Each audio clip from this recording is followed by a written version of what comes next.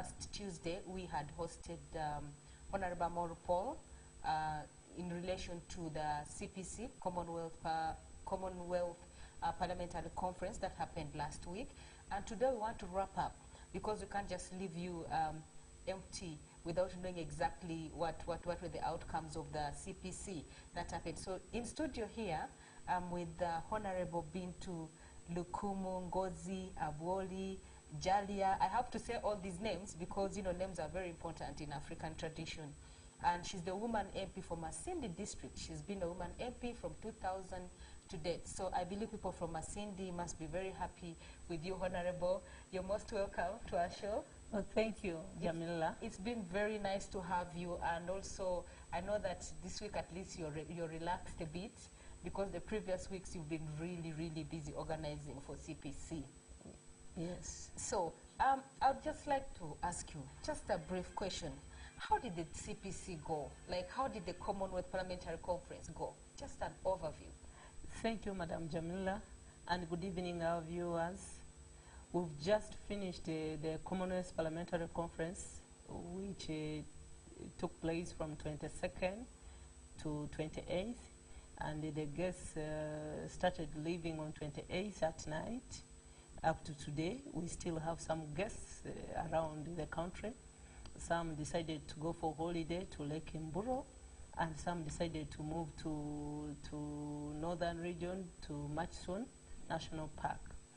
I would say that the conference has been a successful one, and this arises out of the compliments that we've been getting from the delegates from different countries, from different regions. Yeah. You know, I was actually going to ask you that where are all these guests? Because we saw there were about 1,000 of them, and that's quite a big number to have all these delegates in a country. But I'd just like to ask you, did the plans go as planned? Because, you know, when you're planning for something, this was a big event. Imagine from the beginning of this year, we've been having press conferences. Actually, from last year, we started planning for this conference way back in 2018, yes. After Uganda was given a green light to host this country. And it was given a green light when we were in Bangladesh, when the Speaker of the Parliament of Uganda accepted to host the Commonwealth Parliamentary Conference. So in 2018, we started planning, and this year we engaged in the highest gear. Yes. And I would like to say that almost whatever we had planned went on as scheduled. Of course, there are other minor percentages which you can say you cannot avoid having some of those things. Yes. And the delegates who registered on arrival, I want to say we registered the highest number compared to Bangladesh and other countries which had hosted earlier before us. Like for how many years? The previous how many years? Bangladesh hosted before us. They hosted in 2017, and then in 2018 we did not have, and then in 2019 Uganda hosted. But Bangladesh nearly hosted around 600 to 700. So this time it was such a big number. It went up. We expected to get 1,000 plus, but according to our records, we were around roughly 800 to 900. Because some were delegates, some came as observers, some came as spouses and accompanying persons, and some came with their families and children. So some of those people were not registering them as delegates. So the numbers shot up. And this is remarkable, especially under the CPA registration and history. Everyone is saying Uganda had the biggest number. And partly because why everyone wanted to come to Uganda, because of our history, because of the stability and peace, yes. And because of our weather and hospitality, which Ugandans are called to the visitors. Everyone wanted to come to Uganda. And then they were so much interested in tourism, because everyone was talking about Uganda has got so many things which you can learn from. They have good experiences which can be shared by other countries, both legislative and it has an economy which is growing at such a high speed. Yeah. So people wanted to come. Those who want to invest in certain areas, they also had to take this opportunity to come, and they got an opportunity to move out, to go and share with those other people who are ready to invest with them. So that partly made everyone participate in this conference. So and Honorable, just to cut you short, because from what we've been seeing, because I really followed the Commonwealth, it was such an interesting event in terms of, because I know that some of the meetings that you had were enclosed meetings, others were open to the public. But I would like to know, what were the specific issues that you focused on? Because apart from climate change and then urbanization, fronting the SDGs, and then also looking at people with disability, and then the issue of women empowerment. Could you tell us those areas that you focused mostly, that you think they needed to be discussed in this conference? Under the CWP, these were the first meetings which we had when the delegates reported, the first group of delegates who reported on 22nd. On 23rd, we had the 2 meetings running concurrently. We had the Commonwealth Women Parliamentary Conference. This is a meeting which brings together only women. So they arrived earlier than the others, and that's how our meetings are scheduled under the Commonwealth Parliamentary Conference. So they looked at so many issues of women empowerment, issues of gender parity, then issues of inclusiveness, having women represented at all levels. Were you trying to look at the SDG 5? Yes. And we came up with the resolutions which are urging the political parties to make sure that in their constitutions they make sure they reflect issues of gender parity. But also under CWP, we looked at the issues concerning bullying in the legislatures and the sexual harassment. So what do you mean by bullying? Could you explain to a layman the issues of bullying? Because when we talk about bullying, when you have new members of parliament. Oh and you find those ones who have been there for some time, and especially with women, there's a tendency of some other members of parliament who may be senior members or from the other sex who may not want to allow these women also to participate equally with them, who may want even to disrupt their debates. So to us, we look at that one as bullying. So in one of our resolutions, we are saying, let all parliaments generate rules and procedures and practices which provides equal opportunities to all the gender, to make sure that everyone has got a right and a chance to debate. But do we have such bullying here in our parliament in Uganda? Because from what I see, women are very in Uganda, we have not reached that level, but it is in other parliaments, and the women were testifying. But in Uganda, we have gone above that level.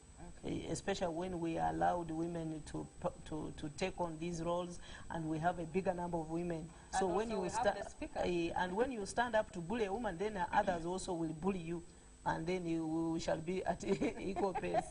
But also, I think because of Uganda Women Parliamentary Association, it nurtures and mentors women, especially when they have just entered parliament. They are trained on the best practices and on how to position, how to make research on issues which they are going to debate, and to have focus on what you intend to present. So the women are given these skills, especially in Ugandan parliament. And that's why most of the parliaments want to come and learn from Ugandan experiences. How have you managed to make it up to this level? And how have you managed to get even bills presented as private members' bills by women, by even men presenting issues which concern women? So people are interested. How do we garner this support? An issue which would have been a contentious issue, but you get both sides coming in to support the issues. So you've talked about all those issues, but could you touch more about climate change? Because one of the issues that kept coming up was climate change. The youth complained about climate change. Almost everyone was complaining about climate change. And I think because of it coming up more than other issues, I think you went ahead and planted trees. About 600 trees were planted. 1,000. 1,000. Yeah. 1,000 trees. The ones which were planted in Busoga, Gaba, and then at the equator. So and even Jinja why Kampala. why did that come up so much, other than other issues that you had planned to discuss? The issue of climate change is real, and it affects all the countries. It affects the globe, and if we don't generate mitigation measures, we are likely to face it rough. Because as we were deliberating during the conference, one of the countries had a tsunami, hurricane. It hit them badly, and the delegates who had already flown up to Uganda, they couldn't attend the meeting. So it's an issue which is affecting everyone slowly by slowly. So the earlier we handled it, the better. And that's why it was like a cross-cutting issue in all the different round table meetings. It was an issue within the CWP Women Parliamentary Conference. It was an issue within the small branches meeting, because the small branches, those are the ones who are hit even hard, because most of them are island countries, territories. So when they get these heavy winds crossing their countries, they are swept, they are hit, people lose their lives and properties. And so when it comes to the youth, of course, it also hits them even more than the others, because this is a generation which needs to set pace for the coming generation. But then when they face challenges of drought, challenges of floods, then for them to come back to stabilize, it becomes a bit difficult. That's why they had to come up also with the resolutions urging governments and the countries, member states, to make sure that they generate policies which will help to mitigate the climate change. And in CPA, we said we should have CPA forest. Wherever Commonwealth Parliamentary Conference is held, we should leave a CPA forest. Within here? Within each country. Each country, okay. That's why you had to plant every part of Uganda, the parts that you managed to plant. Yes. Next year, when it's held in another country, that country also will have to plant trees. So it's like we have started CPA forest, and it should continue growing. Is it Uganda who brought that idea first, that we should start CPA forest, or has it been happening in other countries? I don't think in other countries it has happened like the number of trees which we planted here. We had the biggest number of trees, forest, which we have established as CPA forest. Because we also have a good weather. I think so, and possibly others also will have to emulate what Uganda has done, because people were happy. Like those who went to the eastern region, they planted 1,500 trees. Wow. And that was such a big number. And then those who went to Kampala, who were around, they planted 60 trees. Because Kampala, of course, land, they couldn't get enough piece of land. And those who went to Equator, they planted 70. So in total, we planted 1,630 trees during the Commonwealth Parliamentary Conference. And this is a sign that any meeting that is carried out, be it in Uganda or in any other part of the world, we should make sure we reinstate the forest cover. We should plant trees. Yes. Honorable, thank you very much for explaining, because I really needed an explanation about that climate change, and after seeing the parliamentarians planting trees and the delegates also helping in that same area. But I'm also interested in you expounding on the issue of women empowerment, because in this women empowerment, in relation to SDG, the Sustainable Goals, number 5, which says women equality, I think that is one of the goals that I think it is so pronounced among all these SDGs. But also when I follow on issues that you discussed. I remember when I was watching, streaming live, there was a woman MP from Kenya. She was called Ngai, Honorable Ngai. She mentioned the issues of people with disability, how Parliament should front laws to help. Also, another delegate from UK called Cameroon, she also mentioned the same thing. It kept coming, and then also Honorable, I forget the name, but she was also an honorable from Malawi. they kept fronting those issues of women empowerment and then issues of people with disability, how you people are supposed to work as parliamentarians, make sure that these laws are in place so that people get services. So could you expound on that more so that we understand?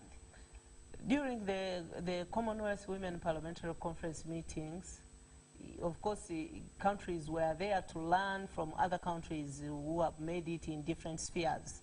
And Uganda was at the forefront of sharing our experience on inclusiveness. Yes. And one of the achievements that the country has gained, especially Uganda, is inclusiveness, especially in policy making, at policy making levels. And we shared with them on how our constitution is gender sensitive.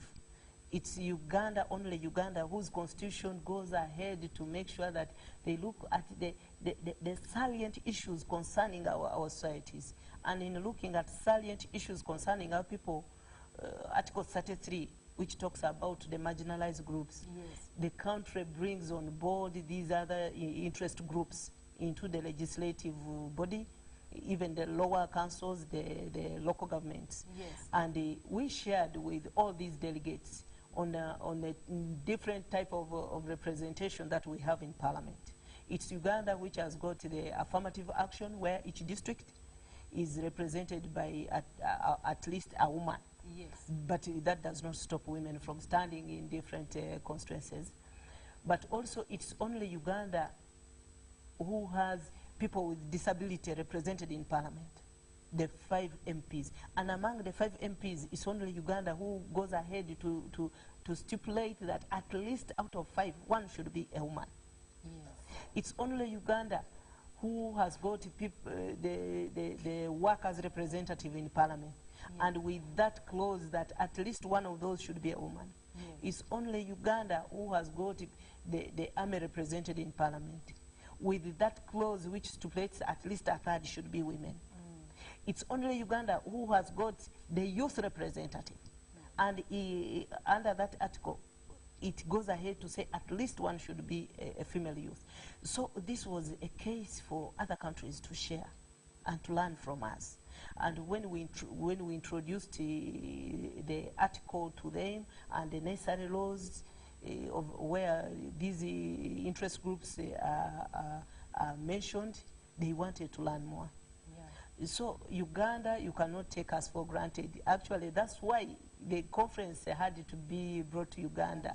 And it shows how that other countries, how they take Uganda and the confidence that they have in Uganda, and because of the best practices that we are practicing. So when the Kenyan legislator was debating and discussing, Honorable Ngai, actually she was calling on other countries to emulate what Uganda is doing. Yes. And when you talk about people with disability, Uganda, we are far, far ahead. When you look at all these other institutions, government bodies, even hospitals, you must have an access, an access provision for a person who is challenged, where he can pass or she can pass. And even where we hosted the conference, before you are given a green light to host the conference, the Secretary General and the team from London, the CPA headquarters, has to come and inspect and ascertain whether you have all those facilities in place for people with challenges, and then these other people who can be cross from like anywhere us. Like us. And actually they go ahead to look even at the place of abode where somebody is going to sleep, because people with challenges, if the bathroom does not have the handles, somebody can easily skid off, and then you get more problems. Yeah. So we have all that, and all our hotels, we above, you know, the expectations. Yes. So, and that's why Honorable Ngai was calling on all countries to join them, and we make sure we put all these institutions in place. But what I read and what I shared with them, because I was in a meeting, one, under the Commonwealth Parliamentary Conference, yes, of course, under the requirements for you to host, we make sure we have all those provisions there.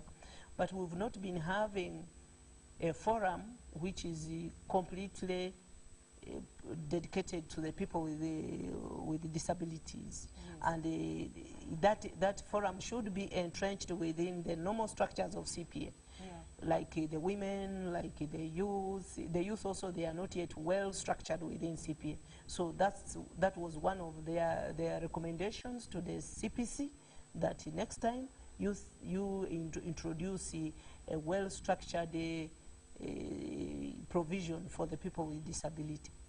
Okay. Yes. So thank you very much, Honorable. That was really an in-depth explanation about those particular issues that we discussed.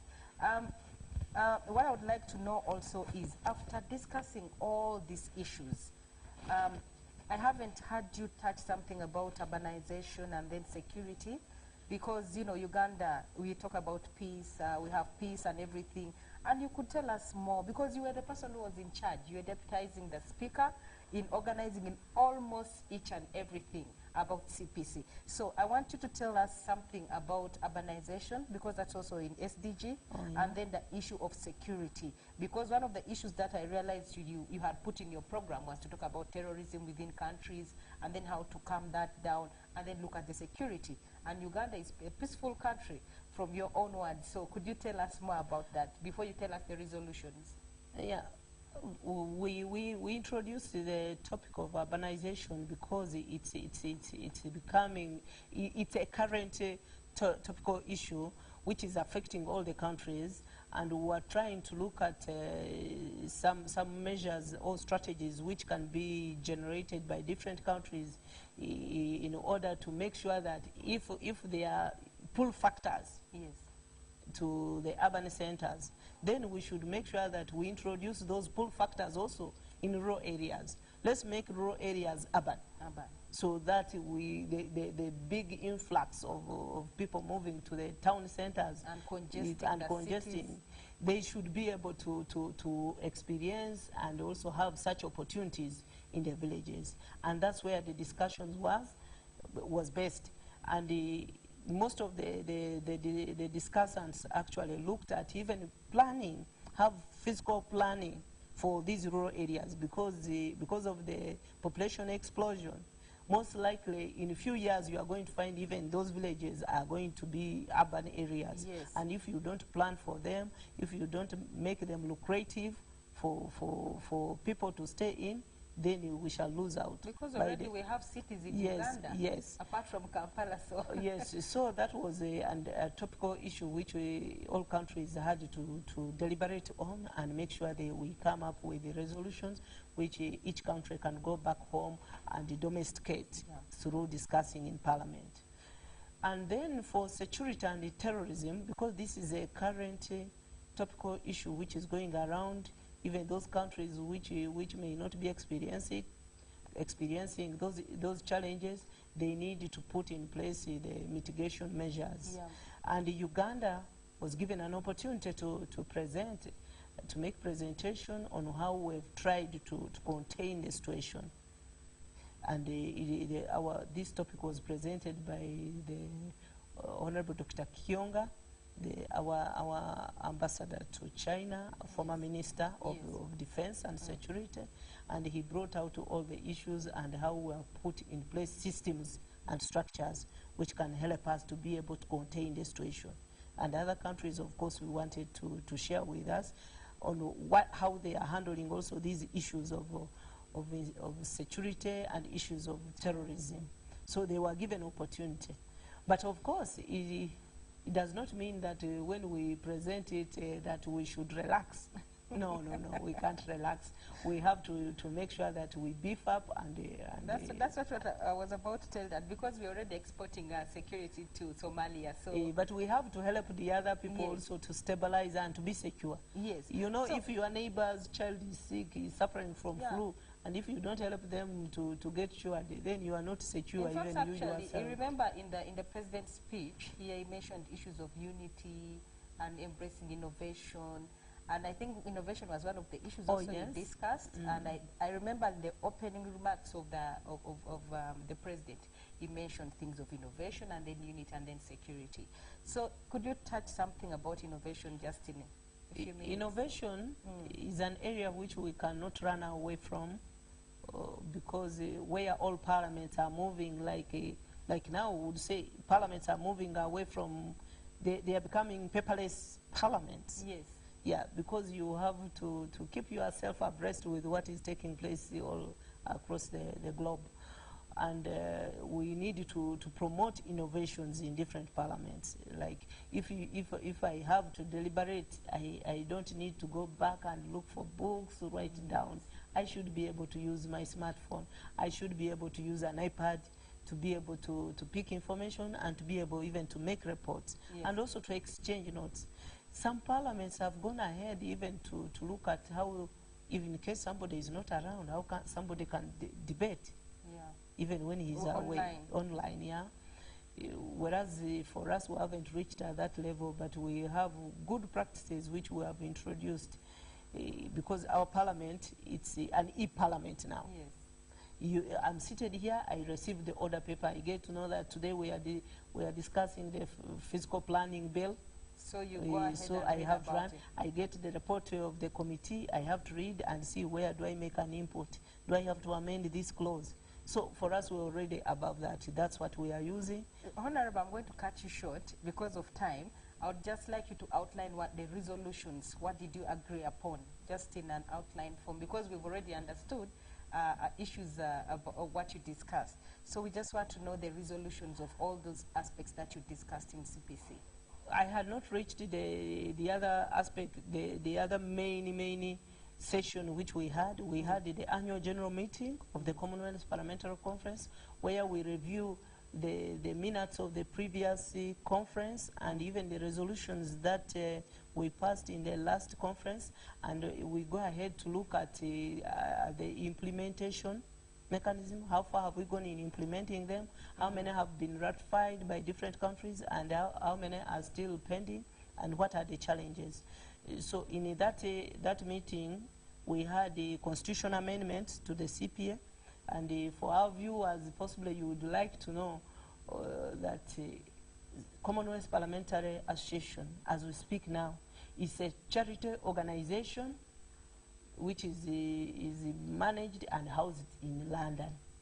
So the African countries and the Asian countries, we've been fronting for constitution amendment. We want this Commonwealth Parliamentary Association to be an international organization. Why? One, because all the countries, member states, contribute to the running of the association, to our headquarters, to the staff. We contribute a certain subscription fee. But when you contribute to this subscription fee, and it remains a charitable organization, that means when it comes to dissolving it, we don't benefit. It will go to the accounts of... Okay. Honorable, I'm going to cut you but short. now, in maybe our come back resolutions... in the second... Okay. Dear viewers, we shall be going for a short break, but we shall be right back here. We still have a lot to ask Honorable Jalia Bintu, and she has a lot to tell us because we need to know the resolutions that happened in CPC, and then also the way forward, and then some more things. For now, let's have a break, and we shall be right back here on Ask Your MP.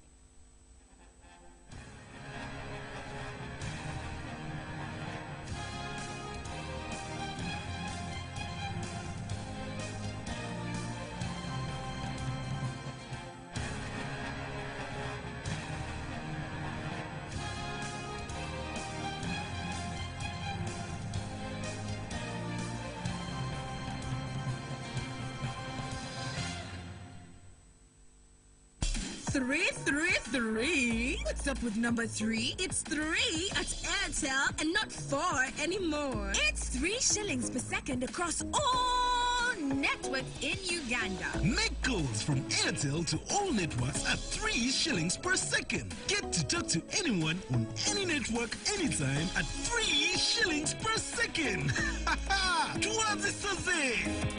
Airtel, the smartphone network. Airtel is regulated by Uganda Communications Commission.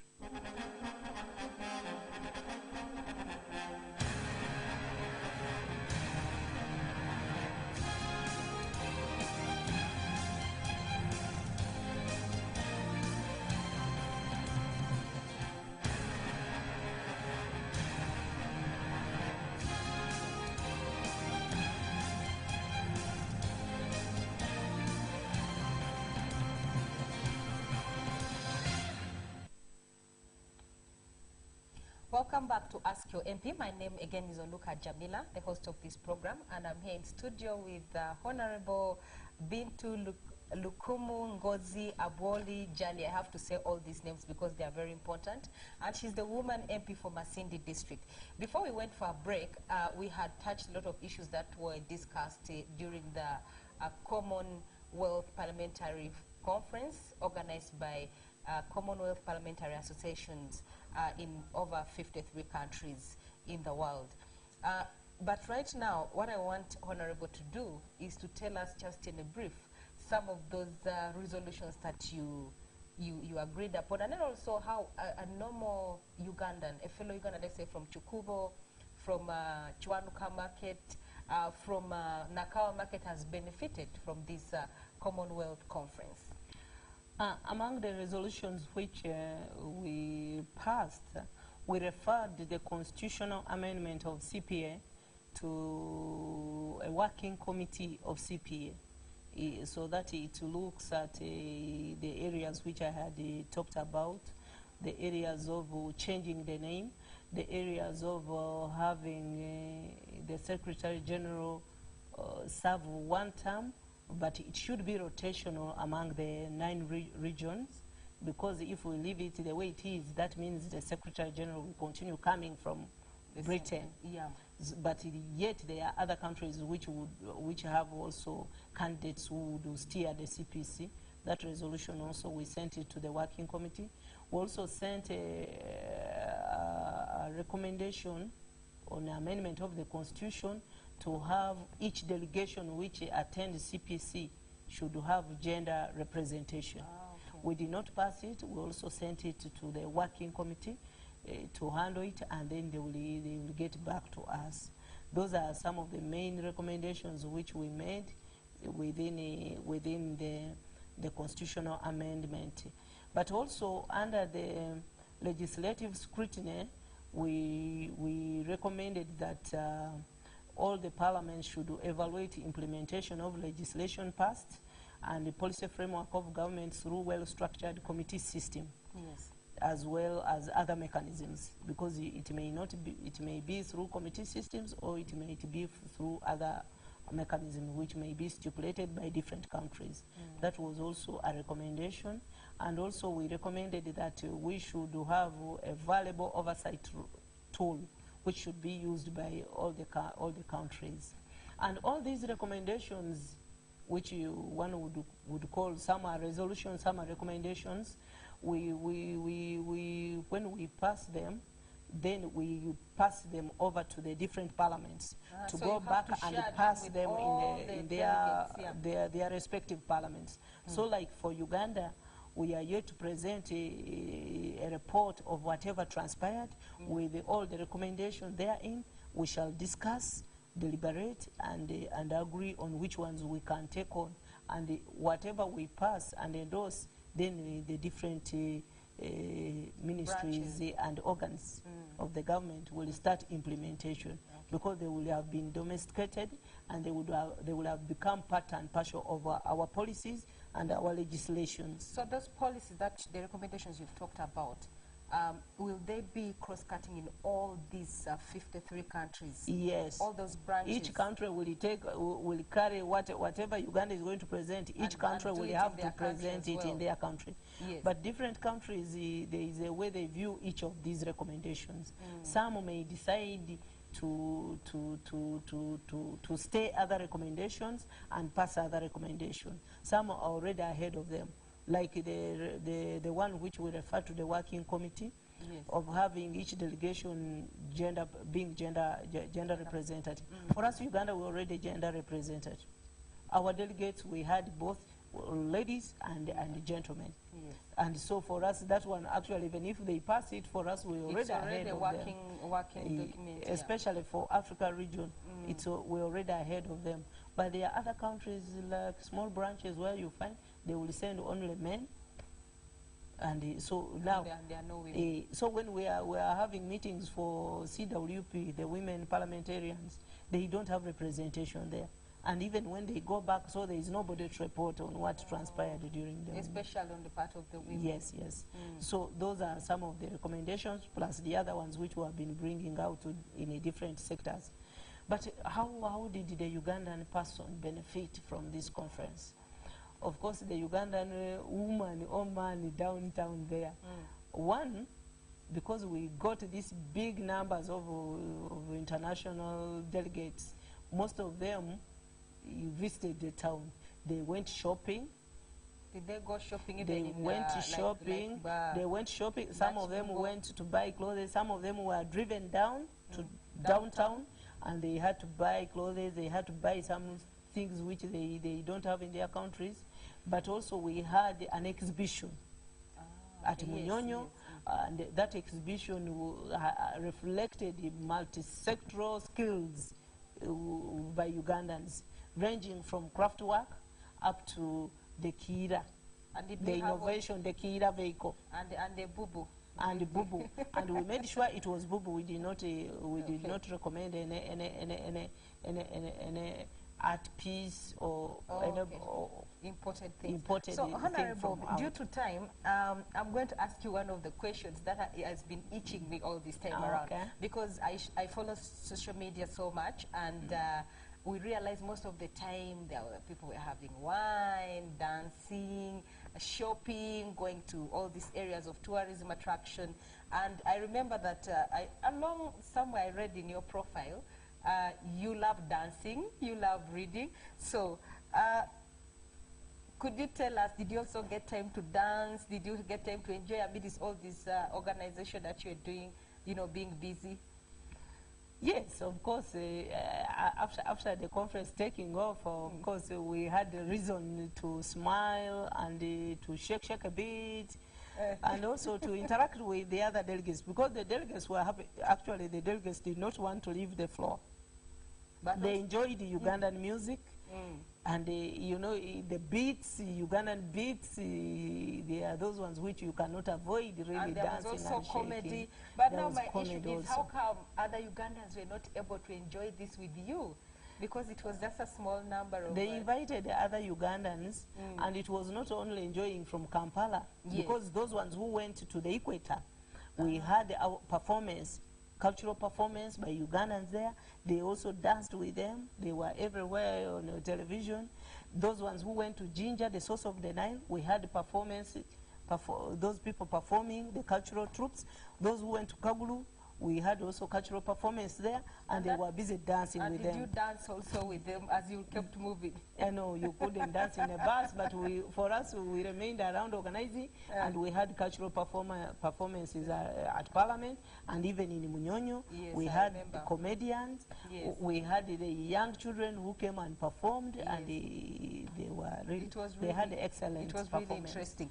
But now, Honorable, before we close this show, and we allow people to also participate, one thing caught my attention. As CPC, opposition, while they were busy in Munyonyo discussing issues, opposition was in the street trying to, you know, being defiant that the issues that Uganda wasn't ready to host CPC, because there's a lot of crime rate here in Uganda, the issues of injustice, the issues of a criminal rise. So those issues were there. But now, as a person who was in the committee, in the top executive committee organizing this meeting, this big event, did you do some orientation? Because this,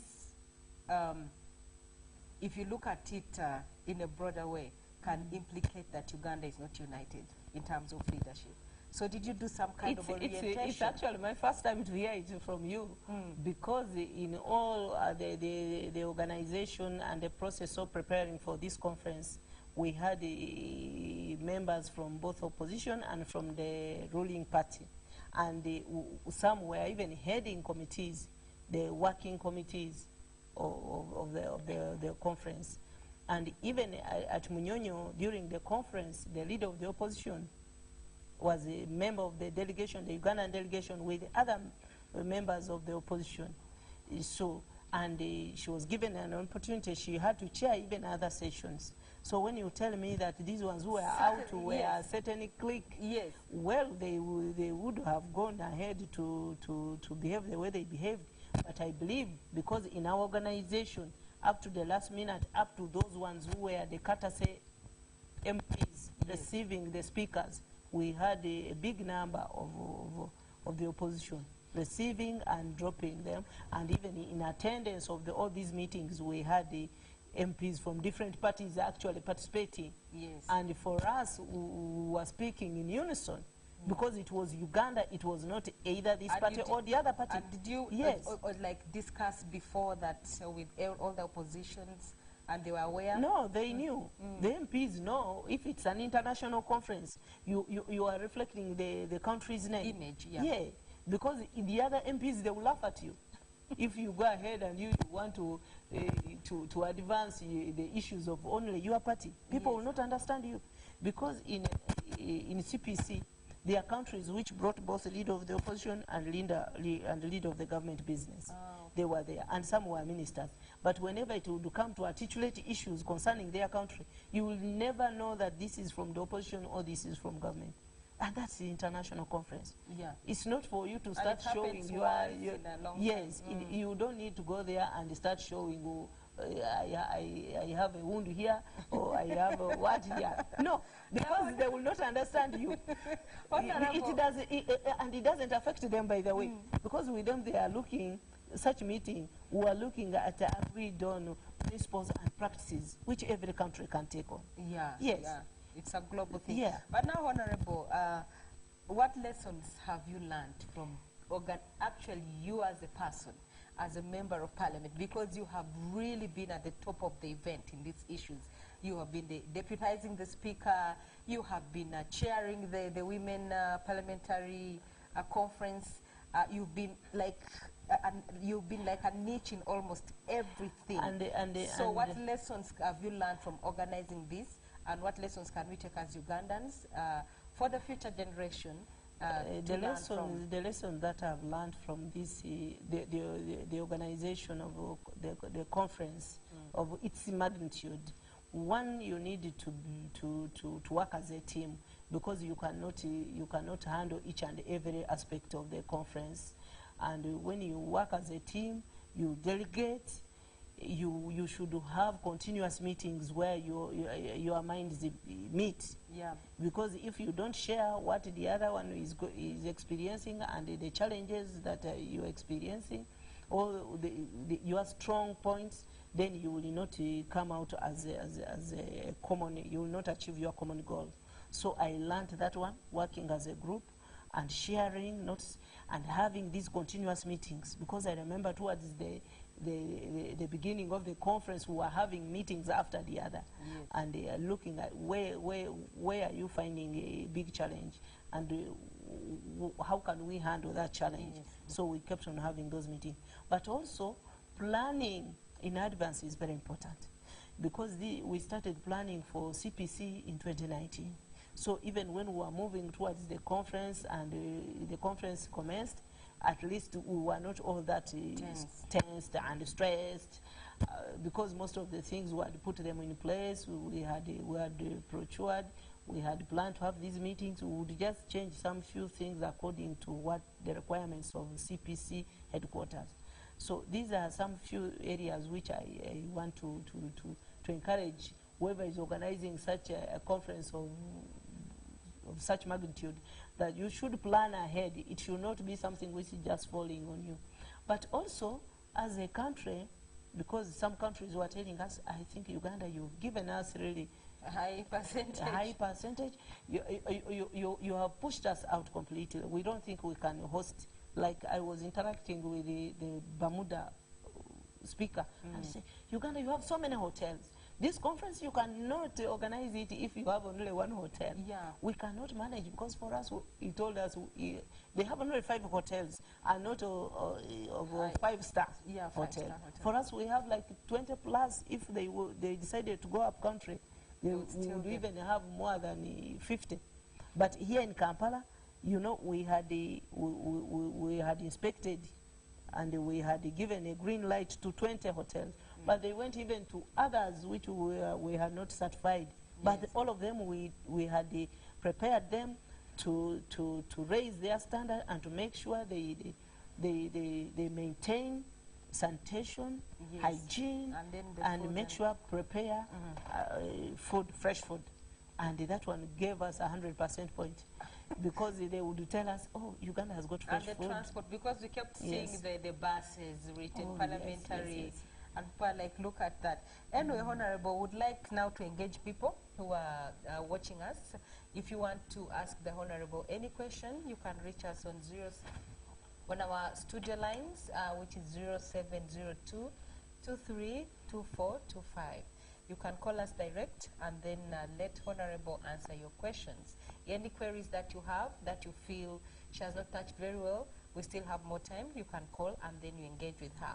The number again is 0702 232425. Please call us and then let us hear from you what you think Honorable hasn't touched. But Honorable, I'm also interested in one thing to know, because I mean, when you look at the time we've hosted CPC, it was 57 years ago. Honestly, are we still going to wait for the next 57 years? Because I don't know whether shall we be here, or do we have any plans, or is it that by then Uganda was still had not yet reached the standards, that's why we took long? Maybe you can give us a brief explanation about the 57 years of waiting. Well, the explanation which I can give, one, in Commonwealth Parliamentary Association, we are 53 countries, and each country is given equal opportunity to host. So you cannot say that you will be the only ones who will continue hosting. Others also need that opportunity to host and also share with the other countries on the opportunities and the challenges that they are going through. But also with Uganda hosting after 57, it has taken us some time to build confidence in CPA and in other countries. Like I would tell you, during this CPC, we readmitted Gambia into Commonwealth Parliamentary Conference. They had moved out for some good years. But you remember also during the turmoil in Uganda, Yes. in the 70s, Yeah. we wouldn't, Early 70s, early late 70s, 70s. 70s and early Yeah, 80s, yeah. we could not host the CPC. We were still under dictatorial rule, and for you to be able to meet the necessary requirements, you must be practicing democracy. And those are some of the tenets of CPA. So we had to build confidence in our countries, in other countries, to be able to host. And that's how we have come up to host now after 57. But I don't think now we shall take 57 years. But you've already said that there are 53 countries. So 53 so countries. if we are to go by those numbers, that every year it's a different country, those are still 53 countries. But I also want to ask you, Honorable, because you really displayed a lot of things, history about Uganda, and I want to know, you being at the top of the event, did you also like get some of the people who attended? Like, did you manage to show some of these people who attended then? Because from the president's speech that he gave, he said he was a young man then, I think below 35. So, and now you can see where he is. He's been able to attend twice. So, could you tell us, were you able to bring some of the examples of people who were Yes. there in 1967? Yes, Parliament invited the first woman member of Parliament, and she was in attendance. But of course, she's a bit old. She's 90 years. Wow. And also we invited the former member of Parliament, whose husband was the chairperson of CPA Uganda branch, like how I am the chairperson CPA Uganda. And that was Honorable Rhoda Kalima. And she told us her experiences in 1967 when they hosted the CPC, and she still has the photographs, which So we are going to put in a parliamentary gallery. gallery. Honorable, photo gallery. due to time, but Yeah. what I will only say that I'm praying that when we host again, you should be there to, you know, to tell the young people then that this, I was there, this is how it went. Because now we have Yeah, technology God has willing. gone high, and all the things are now available online. So within that time, I know that we shall be able to show. Honorable, just give us your last Hopeful. word. So that we My can last close word up. is that within this short period, Uganda had the Parliamentarian magazine, which has been taken to all 167 branches and from 53 countries. This Parliamentarian has got all the tourist sites within Uganda, the investment opportunities, and so we hope to get even to benefit more, because each parliament has got these parliamentarian, and they are going to share it with their countries and the business community.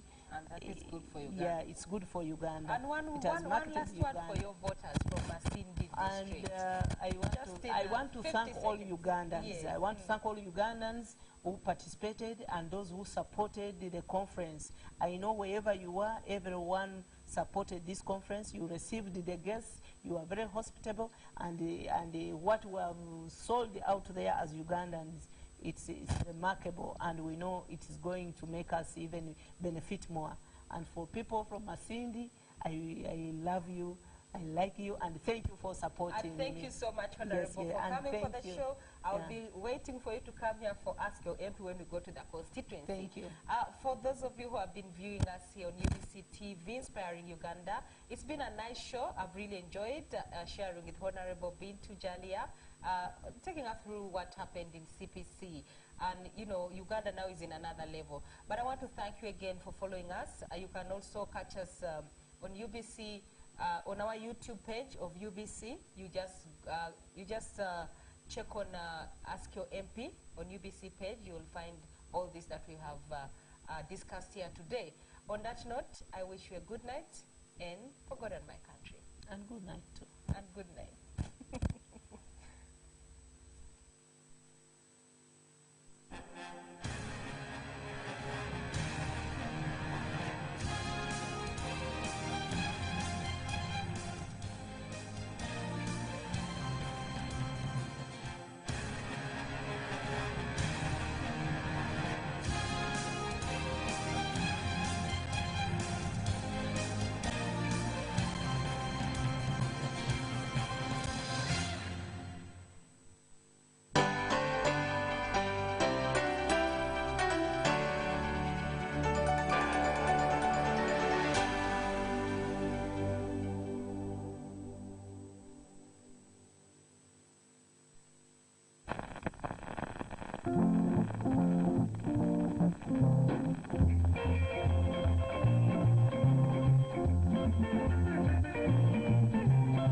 Benedicto Chiwanuka, the first Prime Minister, 1961-1962.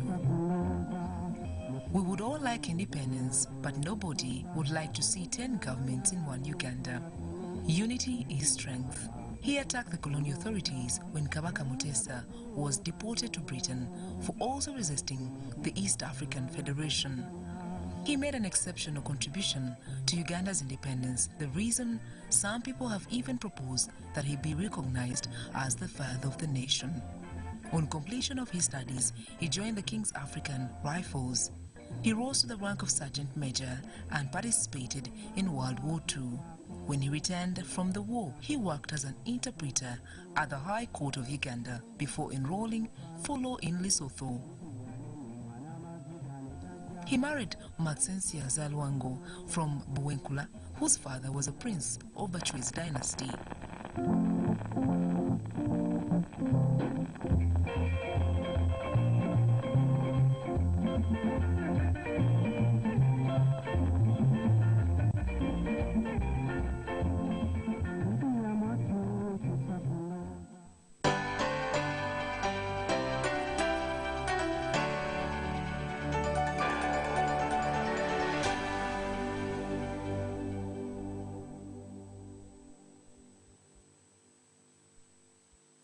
Now remember, turn in your classwork when you're done, all right? Excuse me, teacher. I heard that there is Ebola. Will it find us here? It won't if we can do our best to prevent it. How can we prevent it from attacking us? Now be on the lookout of any person who show any signs of Ebola. Teacher, what are the signs? Fever, vomiting, diarrhea, abdominal pains, and bleeding from various body parts. That is very serious. What do we do when we find such people? Report these persons to the LC1 or the nearest VHT. Ebola is a severe and often deadly disease that can be prevented by doing the following. Avoid direct contact with body fluids from any person or animal suspected of being infected with Ebola or infected with Ebola. If you must handle a patient suspected to be suffering from Ebola, wear protective materials like gloves and a mask. Persons who are suspected to have died from Ebola must be buried immediately by a trained burial team to prevent the spread of Ebola. In case you handle a person suspected to be infected with Ebola, wash your hands thoroughly with soap and clean water. It is our responsibility to keep Uganda Ebola free. Report any suspected cases of Ebola to your teacher, LC1, or nearest health worker or health facility immediately. For further information, send a free SMS to YouReport on 8500 or call the Ministry of Health toll-free number 0800 100066. This message is from the Ministry of Health with support from UNICEF, World Health Organization, and UK Aid.